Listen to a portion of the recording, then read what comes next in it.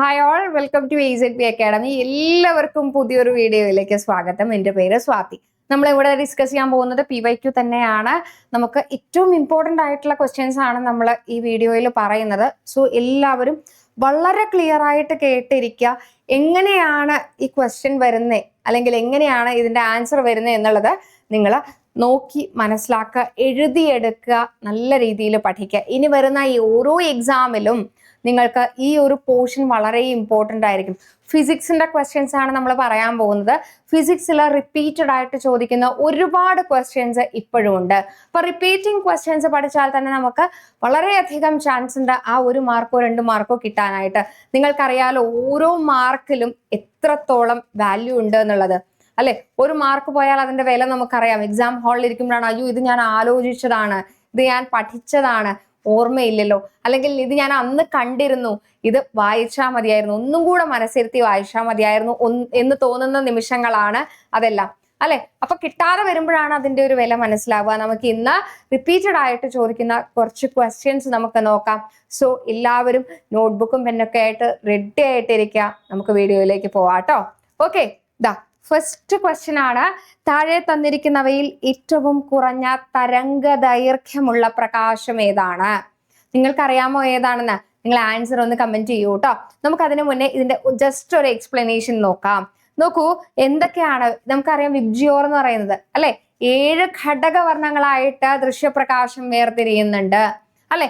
ഏതൊക്കെയാണത്? VIBGYOR, VI, ഏതൊക്കെയാണ്? VIBGYOR, VIBGYOR. Okay, അപ്പോ ഇതിനകത്ത് എത്ര തൊട്ട് എത്ര വരെയാണ് ഇതിന്റെ നാനോമീറ്റർ അല്ലെങ്കിൽ ആ ഒരു ലെങ്ത് വരുന്നത്?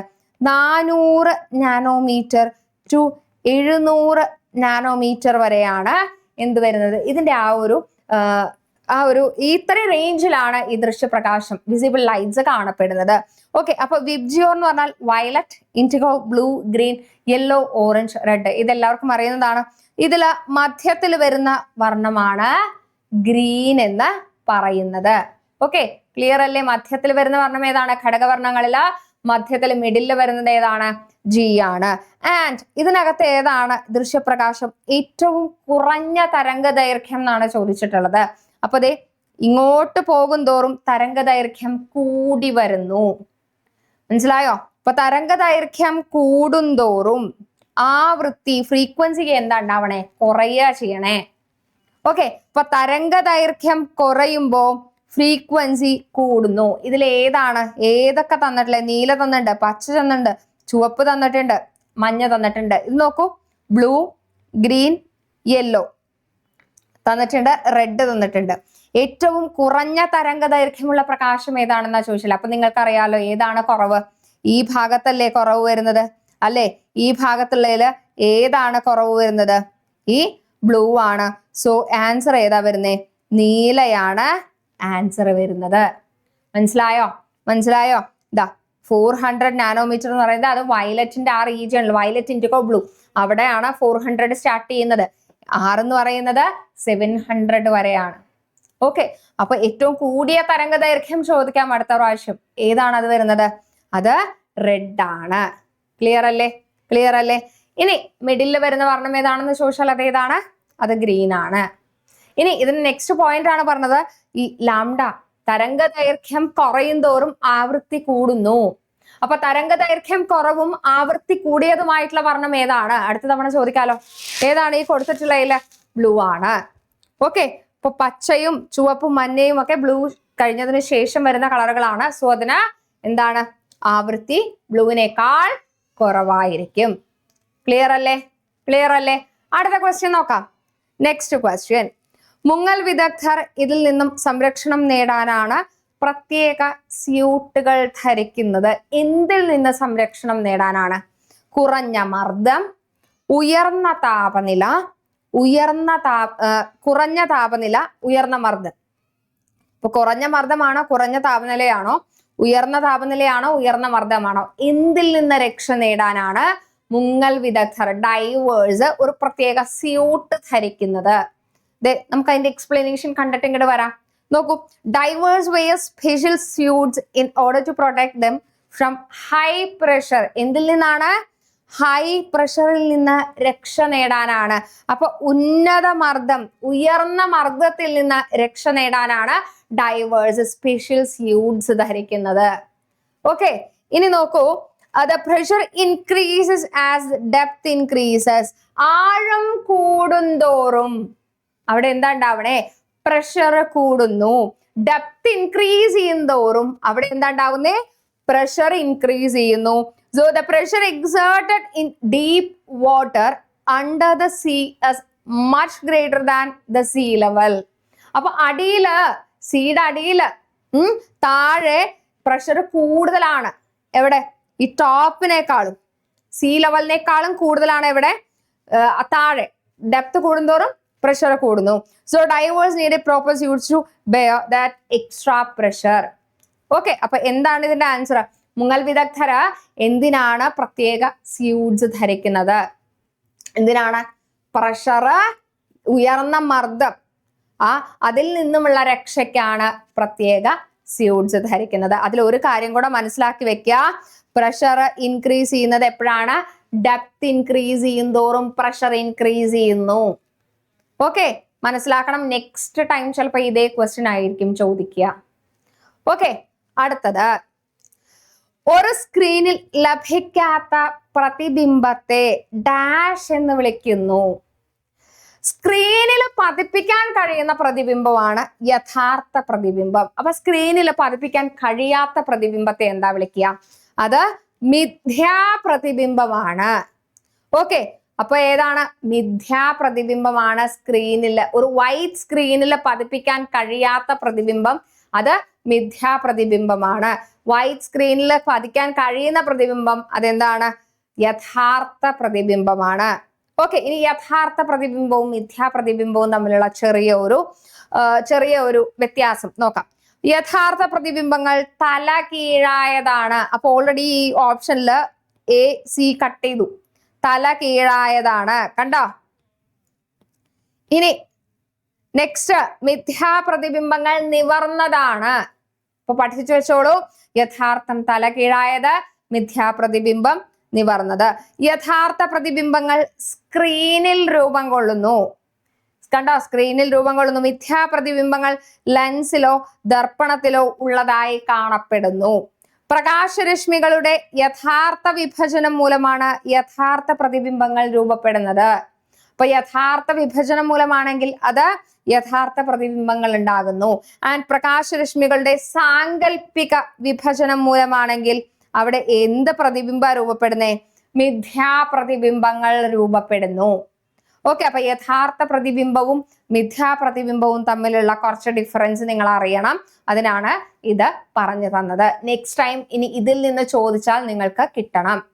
ഓക്കെ, അപ്പൊ യഥാർത്ഥ വിഭജനം, പ്രകാശരശ്മികളുടെ യഥാർത്ഥ വിഭജനം മൂലം ഉണ്ടാകുന്ന പ്രതിബിംബം ഏതാണ് എന്ന് ചോദിച്ചാൽ നിങ്ങൾക്ക് എഴുതാൻ കിട്ടണം. ഏതാണ്? യഥാർത്ഥ പ്രതിബിംബം. സാങ്കല്പിക വിഭജനം മൂലം ഉണ്ടാകുന്ന പ്രതിബിംബം ഏതാണ് എന്ന് ചോദിച്ചാൽ ഏതാണെന്ന് പറയണം. അത് മിഥ്യാ പ്രതിബിംബമാണ്. ഓക്കെ, ക്ലിയർ അല്ലേ? അടുത്തത്, സമ്പർക്ക ബലത്തിന് ഉദാഹരണം അല്ലാത്തത് ഏത്? വിസ്കസ് ബലം, ന്യൂക്ലിയർ ബലം, പ്രതല ബലം, ഘർഷണ ബലം. ഏതാണത്? എന്താണ് സമ്പർക്ക ബലം? സമ്പർക്ക ബലം എന്താണ്? സമ്പർക്ക രഹിത ബലം എന്താണ്? സമ്പർക്ക ബലം എന്ന് പറഞ്ഞാല് ഡയറക്റ്റ് കോണ്ടാക്ട് മൂലം അവിടെ അനുഭവപ്പെടുന്ന ബലം.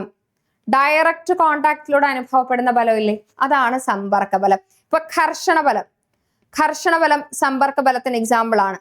നമ്മള് ഒരാളിങ്ങനെ നടക്കുമ്പോൾ ഇയാളെ തറയിലേക്കും തറ മുകളിലേക്കും ഡയറക്റ്റ് കോണ്ടാക്ട് ഉണ്ട് അല്ലെ? അപ്പൊ ആ ഒരു കോണ്ടാക്ട് ഉള്ളത് കൊണ്ടാണ്, ഘർഷണം ഉള്ളത് കൊണ്ടാണ് നമ്മൾ വീഴാതെ നടക്കുന്നത്. ഓക്കെ, ക്ലിയർ അല്ലേ? അതേപോലെ സമ്പർക്ക രഹിത ബലം, നോൺ കോണ്ടാക്ട് ഫോഴ്സ്. സമ്പർക്ക രഹിത ബലം എന്ന് പറഞ്ഞാൽ എന്താണ്? ഡയറക്റ്റ് കോണ്ടാക്ട് ഒന്നും വേണ്ട, no direct contact. Direct contact ഇല്ലാതെ അനുഭവപ്പെടുന്ന ബലമാണ് എന്ത്? സമ്പർക്ക രഹിത ബലം. ഡയറക്റ്റ് കോണ്ടാക്ട് ഇല്ലാതെ അനുഭവപ്പെടുന്ന ബലമാണ് സമ്പർക്ക രഹിത ബലം. പിടികിട്ടിയോ? എന്താണ് സമ്പർക്ക ബലം? ഡയറക്റ്റ് കോണ്ടാക്ട് മൂലം അനുഭവപ്പെടുന്ന ബലമാണ് സമ്പർക്ക ബലം. ഡയറക്റ്റ് കോണ്ടാക്ട് ഇല്ലാതെ അനുഭവപ്പെടുന്ന ബലമാണ് സമ്പർക്കരഹിത ബലം. ഇലക്ട്രോസ്റ്റാറ്റിക് ഫോഴ്സ് കേട്ടിട്ടില്ലേ? അതെന്താണ്? ഈ സമ്പർക്ക രഹിത ബലമാണ്. ഓക്കെ, ഇനി നോക്കൂ, സമ്പർക്ക ബലത്തിന് എക്സാമ്പിൾ എന്തൊക്കെയാണ്? വിസ്കസ് ബലം സമ്പർക്ക ബലത്തിന് എക്സാമ്പിൾ ആണ് അല്ലെ. പ്രതല ബലം സമ്പർക്ക ബലത്തിന് എക്സാമ്പിൾ ആണ്. ഘർഷണ ബലം സമ്പർക്ക ബലത്തിന് എക്സാമ്പിൾ ആണ്. അപ്പൊ അതിന് ഏതാണ് അല്ലാത്തത്? ന്യൂക്ലിയർ ബലം സമ്പർക്ക ബലത്തിന് എക്സാമ്പിൾ അല്ല. അതെന്താണ്? സമ്പർക്കരഹിത ബലത്തിന് എക്സാമ്പിൾ ആണ്. അപ്പൊ ഇതൊക്കെ സ്ഥിരം ചോദിക്കുന്ന ചോദ്യമാണ് എന്ന് നിങ്ങൾക്ക് അറിയാമല്ലോ. അപ്പൊ മറക്കരുത്, ഒരിക്കൽ പോലും ഇത് എഴുതിയെടുത്ത് പഠിക്കാനോ ഇനി അടുത്ത പ്രാവശ്യം വരുമ്പോ ഇത് കിട്ടാനുള്ള ഒരു പാകത്തിന് വേണം നമ്മൾ ഇത് പഠിക്കാനായിട്ട്. വിട്ട് കളയേണ്ട സാധനങ്ങളല്ല ഇതൊന്നും. സ്ഥിരമായിട്ട് കുറെ കാലങ്ങളായിട്ട് ചോദിച്ചു കൊണ്ടിരിക്കുന്ന ചോദ്യമാണ്. ഓക്കെ, നോക്കൂ, നമ്മള് മിഷൻ LDC, അടുത്ത ഒരു LDCയിലേക്കുള്ള ഒരു നോട്ടമാണ് ഇനി. നമ്മൾ എല്ലാവരും ഉറ്റുനോക്കുന്ന ഒരു പരീക്ഷയാണ് അല്ലെ. വളരെ ക്ലിയർ ആയിട്ട് നമുക്കൊരു വിഷൻ ഉണ്ട്, അടുത്ത LDC എഴുതിയെടുക്കണം എന്നുള്ളത്. ശരിയല്ലേ? അപ്പൊ ഇപ്രാവശ്യം കിട്ടാത്തവർക്ക് ഇനി വരുന്ന സുവർണ അവസരം എന്ന് തന്നെ നമുക്ക് പറയാം. അപ്പൊ ഈ LDC, ഇനി വരുന്ന LDCക്ക് നമ്മൾ ക്രാക്ക് ചെയ്തേ പറ്റൂ എന്ന് നമുക്ക് തന്നെ തോന്നുന്നുണ്ടെങ്കിൽ, അല്ലെങ്കിൽ നിങ്ങൾക്ക് ജോലി നേടിയെടുത്തേ ഞങ്ങൾ ഇനി അടങ്ങൂ എന്ന് നമുക്ക് ഒരു ഉറപ്പുണ്ടെങ്കിൽ, അല്ലെങ്കിൽ നിങ്ങളെ പഠിപ്പിക്കാൻ ഞങ്ങൾ റെഡിയാണ്, ഞങ്ങളുടെ അടുത്തേക്ക് പോന്നോളൂ എന്ന് ഞങ്ങൾ ധൈര്യപൂർവ്വം വിളിച്ചു പറയുകയാണ്. ഇത് ഏറ്റവും വലിയൊരു പ്രത്യേകത എന്താണെന്നറിയോ? ജോലി കിട്ടിയിട്ട് മാത്രം നിങ്ങൾ പകുതി ഫീസ് അടച്ചാൽ മതി. ആദ്യം നിങ്ങൾക്ക് കുറച്ച് ഫീസ് അടച്ച് നിങ്ങൾക്ക് ജോയിൻ ചെയ്യാം. അതിനുശേഷം നിങ്ങൾക്ക് വേണ്ട എല്ലാ കാര്യങ്ങളും അപ് ടു ഡേറ്റ് ആയിട്ട് ഡെയിലി സ്റ്റഡി പ്ലാൻ, എക്സാംസ്, ആ ഫസ്റ്റ് പോർഷൻ നിങ്ങളെ പഠിപ്പിച്ചതിന് ശേഷം മാത്രം രണ്ടാമത്തെ ഡേയിലേക്ക് കടത്തിവിടുക എന്നുള്ള ദൗത്യം നമ്മൾ എടുത്തിരിക്കുകയാണ്. കാരണം എന്താണെന്നുണ്ടെങ്കിൽ അത്രയും വളരെ വീക്ഷണ വിസ്തൃതിയോടുകൂടി കാര്യങ്ങൾ കണ്ടാൽ മാത്രമേ ഇനി വരുന്ന LDs നമുക്ക് ക്രാക്ക് ചെയ്യാനായിട്ട് സാധിക്കുകയുള്ളൂ. നിങ്ങൾക്കറിയാമല്ലോ, ഓരോ കൊല്ലം കഴിയും തോറും ഓരോ എക്സാംസും എത്രത്തോളം ടഫായിട്ടാണ് വരുന്നത് എന്ന് അല്ലെ. ഇപ്പൊ നമ്മൾ ഇന്ന് പഠിച്ച രീതി ആവില്ല നാളെ പഠിക്കേണ്ടി വരിക, പിന്തുടരേണ്ടി വരിക. പക്ഷെ പഠിച്ച കാര്യങ്ങൾ കൈവിടാതെ നമുക്ക് എന്ത് ചെയ്യാൻ പറ്റും? കാത്തു സൂക്ഷിച്ച് അതിനെ മോഡിഫൈ ചെയ്ത് എടുക്കാനായിട്ട് പറ്റും അല്ലെ. അപ്പൊ ധൈര്യമായിട്ട് പോന്നോളൂ. നമ്മളിവിടെ നെക്സ്റ്റ് ബാച്ച് സ്റ്റാർട്ട് ചെയ്യാണ്. എല്ലാവർക്കും പുതിയൊരു ബാച്ചിലേക്ക് സ്വാഗതം. അപ്പൊ നമ്മള് പ്രോപ്പർ ആയിട്ട് daily mock test, live plus recorded class, അതേപോലെ എല്ലാ സ്റ്റഡി പ്ലാനും നിങ്ങൾക്ക് തരുന്നതായിരിക്കും. സോ കൂടുതൽ വിവരങ്ങൾ അറിയാനായിട്ട് ഈ കാണുന്ന നമ്പറിൽ കോൺടാക്ട് ചെയ്താൽ നിങ്ങൾക്ക് എല്ലാ വിവരങ്ങളും നേരിട്ട് തന്നെ അറിയാനായിട്ട് സാധിക്കും. സോ അടുത്ത LDC എഴുതുന്ന എല്ലാവർക്കും വരുന്ന ഒരു സുവർണ അവസരമാണിത്. നിങ്ങൾ ഒരിക്കലും പാഴാക്കരുത്. നന്നായിട്ട് പഠിക്കുക. നെക്സ്റ്റ് റാങ്ക് ലിസ്റ്റിൽ തന്നെ നിങ്ങൾ ഇടമുറപ്പിക്കുക. ഓക്കെ, അപ്പൊ അതെ, നമുക്ക് അടുത്തൊരു ക്വസ്റ്റ്യനിലേക്ക് കടക്കാം. ഒരു തിരശ്ചീന മേശയിലൂടെ ചലിക്കുന്ന ഒരു ചതുരക്കട്ടയിൽ ഗുരുത്വാകർഷണത്തിന്റെ ബലത്തിന്റെ പ്രവൃത്തി ഡാഷ് ആയിരിക്കും. എന്താണ് തിരശ്ചീനം എന്ന് പറഞ്ഞാല്? ഇങ്ങനെയുള്ള ഒരു നേരെയായിട്ടുള്ള ഒരു സർഫസ്, അതിന്റെ മേശയിലൂടെ ചലിക്കുന്ന ഒരു ചതുരക്കട്ട, അവിടെ ഗുരുത്വാകർഷണ ബലത്തിന്റെ പ്രവൃത്തി എങ്ങനെയായിരിക്കും എന്നാണ് പറയുന്നത്. അപ്പൊ ഈ ചതുരക്കട്ട ഈ മേശയിലേക്ക് ഒരു ബലം പ്രയോഗിക്കുന്നു അല്ലെ. അപ്പൊ എന്താണ്? ഈ തറയോട് പെർപെൻഡിക്കുലർ ആയിട്ടാണ് ബലം പ്രയോഗിക്കുന്നത് അല്ലെ. സോ ഇവിടെ എന്താണ്? ഇവിടെ FS cos തീറ്റ എന്ന് പറയുന്നത്, തീറ്റ 90 ഡിഗ്രി ആണ്. FS cos 90 എന്ന് പറയുന്നത് എന്താണ്? FS 0 ആണ്. സോ W എന്ന് പറയുന്നത് എന്താണ്? 0 ആണ്. അപ്പൊ ഇവിടെ ആൻസർ എന്താണ്? 0 ആണ് വരിക. Okay, W is equal to FS cos theta. ഈ ഒരു ഇക്വേഷൻ നമുക്ക് വർക്കിൽ പഠിക്കാനുണ്ട്. ഓക്കെ, അപ്പൊ ഇവിടെ ഈ തിരശ്ചീനമായിട്ട് ചലിക്കുക എന്ന് പറയുമ്പോൾ ഇവിടെ ഫോഴ്സ്, താഴേക്ക് ഒരു ഫോഴ്സ് ആക്ട് ചെയ്യുന്നുണ്ട്. ആ ഫോഴ്സിന്റെ ആംഗിളും തറയുടെ ആംഗിളും എന്ന് പറയുന്നത് 90 ഡിഗ്രി ആണ്. കോസ് 90 എന്ന് പറയുന്നത് എന്താണ്? 0 ആണ്. ഓക്കെ, അങ്ങനെയാണ് ഇവിടെ 0 കിട്ടിയത്. ഇനി നമുക്ക് അതിൽ ഒരു കാര്യം കൂടെ പഠിക്കാനുണ്ട്. സ്ഥാനചലനം ഇല്ലാത്തപ്പോൾ, അല്ലെങ്കിൽ ബലവും സ്ഥാനചലനവും പരസ്പരം ലംബമായിരിക്കുമ്പോൾ, മറ്റൊരു വിധത്തിൽ പറഞ്ഞാൽ ഒരു വസ്തു ചലിക്കുന്നില്ലെങ്കിൽ 0 സ്ഥാനചലനം അല്ലെങ്കിൽ ശരീരം ചലിക്കാത്ത ഒരു ദിശയിൽ ബലം പ്രവർത്തിക്കുന്നുണ്ടെങ്കിൽ ഒരു ജോലിയും അവിടെ നടക്കുന്നില്ല. ഇപ്പൊ ജോലി നടക്കാത്ത സന്ദർഭങ്ങൾ ഏതൊക്കെയാണ് എന്നാണ് പറയുന്നത്.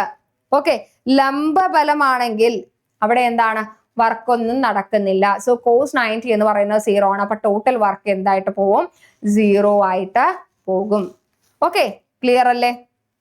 അടുത്ത ക്വസ്റ്റ്യൻ, താഴെ തന്നിട്ടുള്ളതിൽ പ്രകാശ തീവ്രതയുടെ SI യൂണിറ്റ് ഏതാണ്? Lumen, candela, kelvin, decibel. ഇതിൽ ഏതാണ് പ്രകാശ തീവ്രതയുടെ SI യൂണിറ്റ്?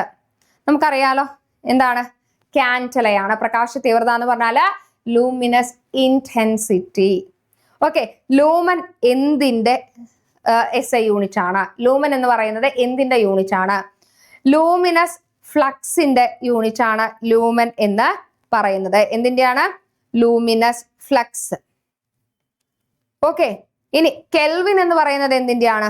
ടെമ്പറേച്ചറിന്റെ SI യൂണിറ്റ് ആണ്. ഓക്കെ, ഡെസിബൽ എന്ന് പറയുന്നത് ഉച്ചതയുടെ യൂണിറ്റ് ആണ്. ക്ലിയർ ആയല്ലോ? അപ്പൊ ഈ 4 യൂണിറ്റും ക്ലിയർ ആയല്ലോ? ഇതേപോലെ നമുക്ക് ചോദിക്കാറുണ്ട് ഒരുപാട് SI യൂണിറ്റുകൾ. അപ്പൊ സ്ഥിരമായിട്ട് ചോദിച്ചു വരുന്ന ചോദ്യങ്ങളാണ് ഇതെല്ലാം. ആരും സ്കിപ്പ് ചെയ്യരുത്. സ്കിപ്പ് ചെയ്യാതെ ഫുള്ളായിട്ട് തന്നെ കാണുക. അപ്പൊ എന്തായാലും നന്നായിട്ട് പഠിക്കുക. അടുത്ത എക്സാം നിങ്ങൾക്കുള്ളതാണ്. നല്ല രീതിയിൽ എക്സാം എഴുതുക, നല്ല രീതിയിലൊരു യോഗ്യത നേടുക. അപ്പൊ എല്ലാവർക്കും ഓൾ ദി ബെസ്റ്റ്. അതുവരേക്കും ബൈ ബൈ. അടുത്ത വീഡിയോയിൽ കാണാം. Thank you.